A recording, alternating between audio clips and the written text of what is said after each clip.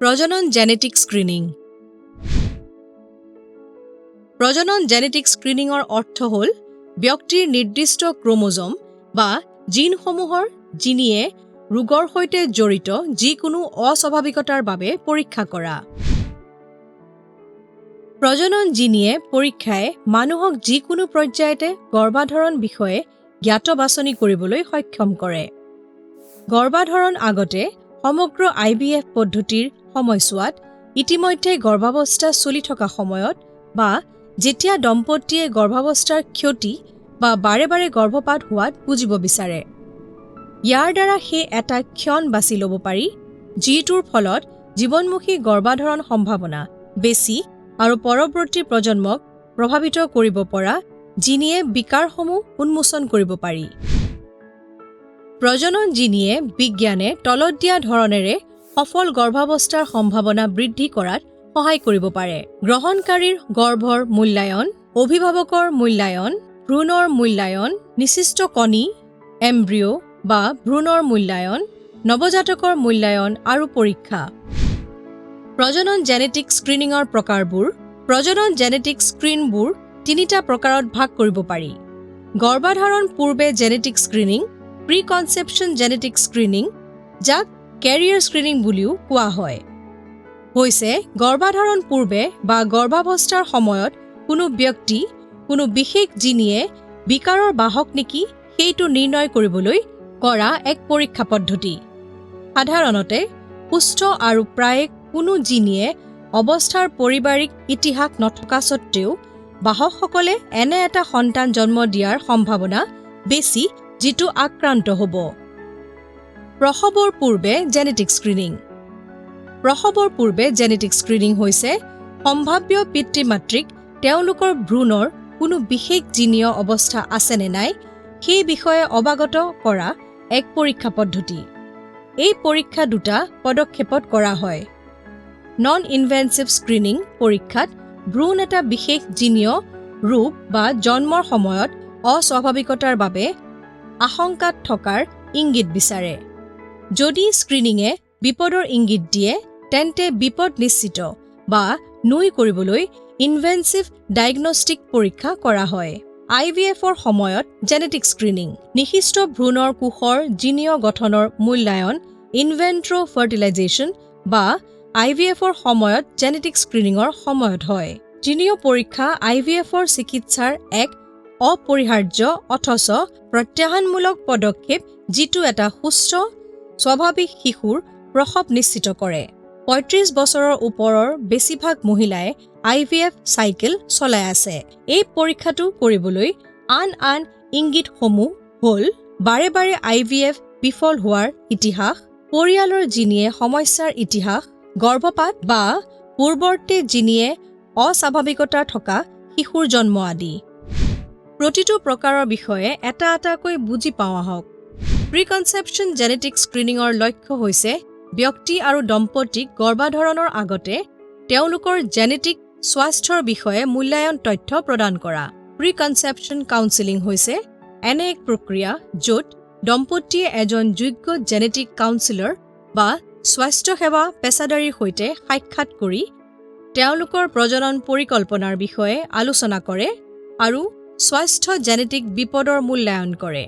ইয়াৰ লগত তেওঁলোকৰ পাৰিবাৰিক চিকিৎসাৰ ইতিহাস, জিনীয় বিপদ আৰু ভৱিষ্যত সন্তানৰ ওপৰত স্বাস্থ্য প্ৰভাৱৰ বিস্তৃত মূল্যায়ন জড়িত হৈ থাকে।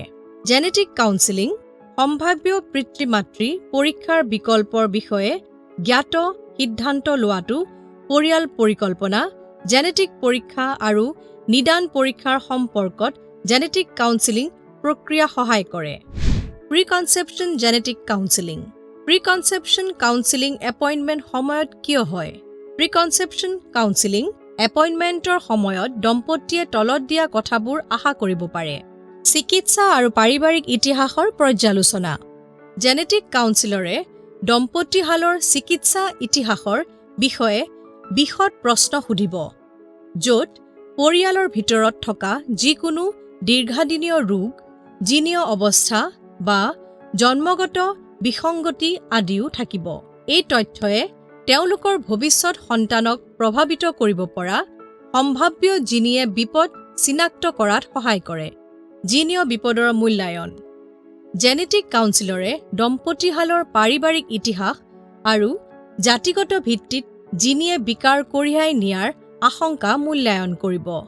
এই মূল্যায়ন অধিক পৰীক্ষা বা জিনিয়ে পৰীক্ষাৰ প্ৰয়োজনীয়তাৰ নিৰ্ণয় কৰাত সহায় কৰে। Genetic career testing. মূল্যায়নৰ ভিত্তিত জিনিয়ে পৰামৰ্শদাতাই এজন বা দুয়োজন সংগীৰ বাবে নিৰ্দিষ্ট জিনিয়ে পৰীক্ষাৰ পৰামৰ্শ দিব পাৰে।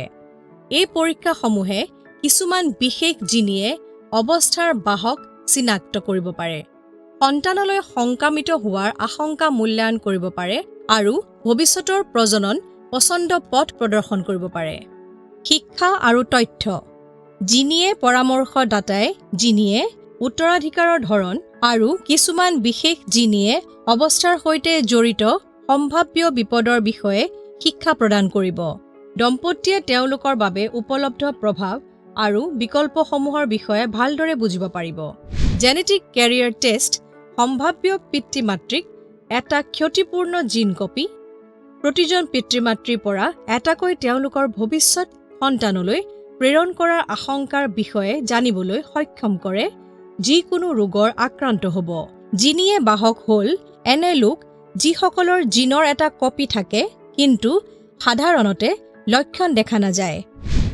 জিনিয়ে পৰামৰ্শৰ কিছুমান সাধাৰণ কাৰণ তলত উল্লেখ কৰা হ'ল। ক্ৰমোজোম বা জন্মগত অস্বাভাৱিকতাৰ পাৰিবাৰিক ইতিহাস। উন্নত মাতৃৰ বয়স য'ত ৰোগীৰ বয়স কমেও ৩৫ বছৰ। বৰ্তমানৰ গৰ্ভাৱস্থা অভাৱনীয় তেজৰ ফলাফল। আল্ট্ৰাছাউণ্ডৰ ফলাফলত জন্মগত বিজুতি বা জেনেটিক মাৰ্কাৰ ধৰা পৰে। শিশুৰ জিনিয়ে সমস্যাৰ সৃষ্টি হোৱাৰ সম্ভাৱনা নিৰ্ণয় কৰিবলৈ জেনেটিক ৰোগ বাহক পৰীক্ষা বা স্ক্ৰিনিং কৰাৰ বাবে ব্যক্তিগত পছন্দ। অতীতত হোৱা এক অস্বাভাৱিক গৰ্ভধাৰণ। Non-invasive প্ৰিনেটেল testing. NIPT পদ্ধতিয়ে গৰ্ভাৱস্থা ভ্ৰূণৰ ক্ৰমোজোমৰ অস্বাভাৱিকতা আৰু জিনিয়ে বিকাৰ ধৰা পেলোৱা বাবে কম আক্ৰমণাত্মক আৰু নিৰাপদ পদ্ধতি আগবঢ়ায়। NIPT পদ্ধতিত মাতৃৰ তেজৰ চলাচল কৰা ভ্ৰূণৰ DNA বিশ্লেষণ কৰা হয়। Down syndrome, Edwards syndrome, Patau syndrome আদি ক্ৰমোজোমৰ অস্বাভাৱিকতাৰ লগতে আন কিছুমান জিনিয়ে বিকাৰ ধৰা পেলাব পাৰি। Non invasive prenatal genetic screening. ১. গৰ্ভাৱস্থা স্ক্ৰিনিং টেষ্টৰ জৰিয়তে বিশেষ চিকিৎসাজনীক বিকাৰৰ বাবে ব্যক্তিগত বিপদৰ মূল্যায়ন প্ৰদান কৰা হয়। ২. তেজৰ পৰীক্ষা আৰু আল্ট্ৰাছাউণ্ড সাধাৰণতে উপলব্ধ জেনেটিক স্ক্ৰিনিং কৌশল আৰু ইয়াৰ দ্বাৰা গৰ্ভাৱস্থাৰ বাবে কোনো বিপদ নহয়। ৩. ঋণাত্মক স্বাভাৱিক পৰীক্ষাৰ ফলাফল ইংগিত দিয়ে যে অভিভাৱকৰ কোনো বিশেষ চিকিৎসাজনিত অৱস্থাৰ সন্তান জন্ম দিয়াৰ সম্ভাৱনা হ্ৰাস পায়, কিন্তু ইয়াৰ দ্বাৰা নিৰাপদ গৰ্ভাৱস্থা নিশ্চিত নহয়। ৪. যদি অভিভাৱকৰ বাবে কৰা স্ক্ৰিনিং পৰীক্ষাত ধনাত্মক অস্বাভাৱিক ফলাফল দেখা যায় তেন্তে অতিৰিক্ত তথ্যৰ বাবে নিদান পৰীক্ষা কৰাটো বাঞ্ছনীয়। প্ৰসৱৰ পূৰ্বে জিনিয়ে পৰীক্ষা।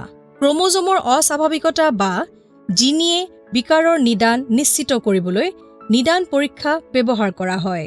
সাধাৰণতে গৰ্ভাৱস্থাৰ দ্বিতীয় ত্ৰৈমাসিক এই পৰীক্ষাসমূহ কৰা হয়। এমনিঅ'চেণ্টেচিছ।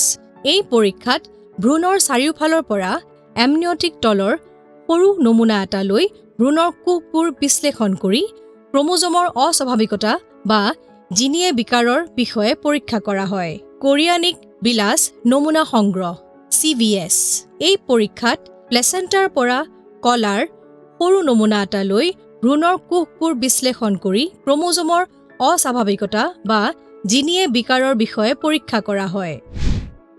IVFৰ সময়ত জেনেটিক স্ক্ৰিনিং। নিশ্চিত ভ্ৰূণক IVF চক্ৰৰ সময়ত জৰায়ুলৈ স্থানান্তৰিত কৰাত লগতে জিনিয়ে পৰীক্ষা কৰা বাঞ্ছনীয়। IVF চক্ৰৰ সময়ত 5টা গুৰুত্বপূৰ্ণ ধৰণৰ জিনিয়ে পৰীক্ষাৰ পৰামৰ্শ দিয়া হয়। ১. PGT-A, যিটো হৈছে pre implementation genetic testing aneuploidy. ২.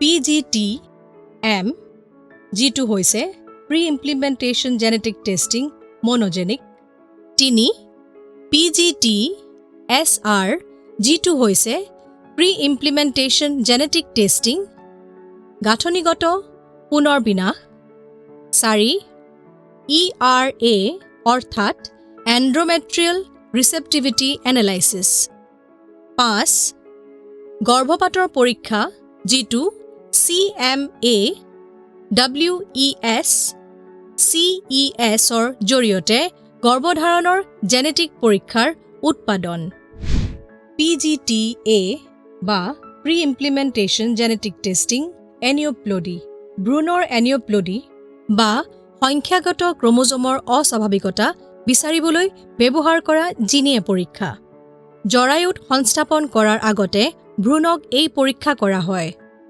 IVF চিকিৎসা চক্ৰৰ সময়ত সৃষ্টি হোৱা প্ৰতিটো ভ্ৰূণ বিশ্লেষণ কৰি নিৰ্বাচিত স্থানান্তৰ বাবে ক্ৰমোজম এনিঅপ্লডিৰ পৰা মুক্ত ভ্ৰূণ চিনাক্ত কৰা সম্ভৱ ফলত গৰ্ভপাতৰ হাৰ হ্ৰাস পোৱাৰ বিপৰীতে প্ৰতি স্থানান্তৰিত গৰ্ভধাৰণৰ হাৰ বৃদ্ধি পাইছে PGT-M বা প্ৰি ইমপ্লিমেণ্টেশ্যন জেনেটিক টেষ্টিং মনোজেনিক ইয়াৰ ভিতৰত ভ্ৰূণ বিশেষ এজনীয় ৰোগ যেনে থেলেচিমিয়া হিমোফিলিয়া আৰু কিছুমান ধৰণৰ পেচিক ডায়েষ্ট্ৰফি পৰীক্ষা কৰাটো অন্তৰ্ভুক্ত এই ৰোগসমূহৰ পাৰিবাৰিক ইতিহাস থকা দম্পতীৰ বাবে বা ইতিমধ্যে আক্ৰান্ত হোৱাৰ সন্তানৰ বাবে অপ্ৰভাৱিত সন্তান জন্ম দিয়াটো উপকাৰী সহায়ক প্ৰজনন প্ৰস্তুতিৰ জৰিয়তে বিকশিত হোৱা প্ৰতিটো ভ্ৰূণক এই বিশেষ একজনীয় ৰোগৰ বাবে পৰীক্ষা কৰা হয় শিশু এটাই ৰোগমুক্ত জন্মৰ বাবে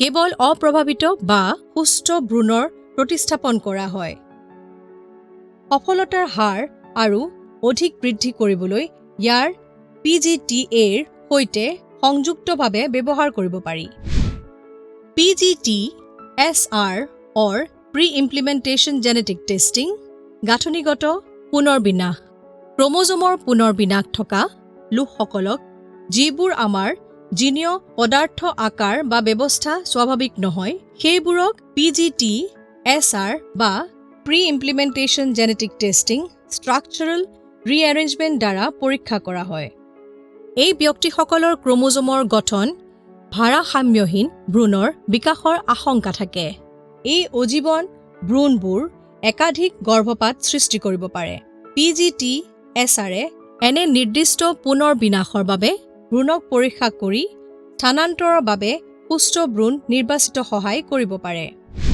ERA বা এণ্ডোমেট্ৰিয়েল ৰিচেপ্টিভিটি এনালাইচিছ ই এক জিনিয়ে পৰীক্ষা দিয়ে IVF চক্ৰৰ সময়ত ভ্ৰূণ স্থানান্তৰিত কৰাৰ বাবে সৰ্বোত্তম দিনটো চিনাক্ত কৰে চিকিৎসকে আপোনাৰ IVF বা ফ্ৰ'জেন ভ্ৰূণ স্থানান্তৰ বা FET চক্ৰৰ আগতে মক ভ্ৰূণ স্থানান্তৰ চক্ৰ কৰি এণ্ডোমেট্ৰিয়েল বায়পসি কৰে মহিলাৰ এণ্ডোমেট্ৰিয়েল লাইনিঙৰ সৰু নমুনা এটা লৈ আণৱিক বিশ্লেষণৰ বাবে ল'বলৈ পঠিওৱা হয় যাতে পৰৱৰ্তী স্থানান্তৰ চক্ৰত যেতিয়া ভ্ৰূণৰ স্থাপনৰ চেষ্টা কৰিব লাগে সেইটো নিৰ্ণয় কৰিব পৰা যায় গৰ্ভপাতৰ পিছত ক্ৰমোজমৰ অস্বাভাৱিকতাৰ পৰীক্ষা পুনৰাবৃত্তিমূলক গৰ্ভাৱস্থা ক্ষতি হোৱা দম্পতীৰ বাবে গৰ্ভপাত পৰীক্ষা কৰাটো বাঞ্ছনীয় যিটোক দুটা বা তাতকৈ অধিক গৰ্ভপাত হোৱা বুলি সংঘাগিত কৰা হয় গৰ্ভপাত অধিককৈ ক্ৰমোজমৰ অস্বাভাৱিকতাৰ বাবেই হয় গতিকে গৰ্ভধাৰণ উৎপাদন POC পৰীক্ষা কৰিলে সাধাৰণতে গৰ্ভপাতৰ জিনিয়ে কাৰণ নিশ্চিত হয় যদি আপুনি একাধিক গৰ্ভপাত অভিজ্ঞতা লাভ কৰিছে তেন্তে POC পৰীক্ষা কৰিলে কাৰণসমূহ বুজিবলৈ সহায় কৰা নহয় ভৱিষ্যতে গৰ্ভধাৰণ সম্ভাৱনা বৃদ্ধি কৰিবলৈ কাৰ্যকাৰী তথ্যও প্ৰদান কৰিব পাৰি গুপ্ত বুলিলে কণী আৰু শুক্ৰাণুৰ মাজৰ সংযোগ উপাদান বুজোৱা যায় গৰ্ভাৱস্থাৰ 8 সপ্তাহৰ পৰা গুপ্ত নমুনা ল'ব পাৰি যেতিয়া POC পৰীক্ষা কৰা হয় তেতিয়া অনুমান কৰা হয় যে গৰ্ভাৱস্থাৰ আৰম্ভণিতে হোৱা ক্ষতিৰ 60% ক্ৰমোজম অস্বাভাৱিকতাৰ সৈতে জড়িত যদি আপুনি বহুবাৰ গৰ্ভপাত হৈছে তেন্তে POC পৰীক্ষাই আপোনাক কিয় বুজিবলৈ সহায় কৰা নহয়, ভৱিষ্যতে গৰ্ভধাৰণৰ সম্ভাৱনা বৃদ্ধি কৰিবলৈ কাৰ্যকৰী তথ্যও প্ৰদান কৰিব পাৰে। ভ্ৰূণৰ মৃত্যু, গৰ্ভপাতৰ ক্ৰমোজমৰ কাৰণ নিৰ্ণয়ৰ বাবে জেনেটিক পৰীক্ষা কৌশলসমূহৰ ভিতৰত আছে কেৰিঅ'টাইপিং।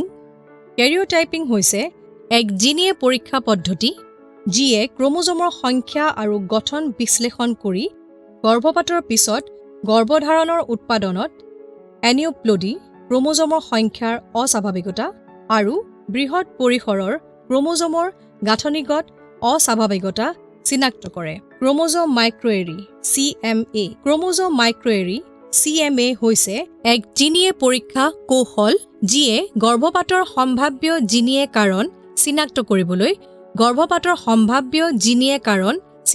কৰিবলৈ গৰ্ভপাতৰ উৎপাদনত কপি নম্বৰ ভেৰিয়েশ্যন CNVS বুলি জনাজাত জিনীয়ে পদাৰ্থৰ সৰু সৰু ডিলিশ্যন বা ডুপ্লিকেশ্যন ধৰা পেলায়। ক্লিনিকেল এক্স'ম ছিকুৱেন্সিং CES জিন'মৰ প্ৰটিন কোডিং অঞ্চল এক্স'ন নামেৰে জনাজাত। পৰীক্ষা কৰি গৰ্ভপাত বা অন্যান্য জিনীয় বিকাৰৰ সৈতে জড়িত হ'ব পৰা জিনৰ তাৰতম্য চিনাক্ত কৰা জিনীয় পৰীক্ষাৰ পদ্ধতি। ইয়াৰ সহায়ত গৰ্ভধাৰণ উৎপাদনত গৰ্ভপাতৰ সম্ভাৱ্য জিনীয় কাৰণ চিনাক্ত কৰিব পাৰি। CES হৈছে গোটেই এক্সিয়ম ছিকুৱেন্সিং। WES এছৰ উপগোট গোটেই এক্স'ম ক্ৰমবিন্যাস। WES গৰ্ভধাৰণৰ উৎপাদনত গৰ্ভপাতত অৰিহণা যোগোৱা সম্ভাৱ্য জিনীয়ে কাৰকসমূহক চিনাক্ত কৰিবলৈ জিন'মৰ সমগ্ৰ প্ৰটিন কোডিং অংশটো পৰীক্ষা কৰা এক বিকৃষ্ট জেনেটিক পৰীক্ষণ পদ্ধতি।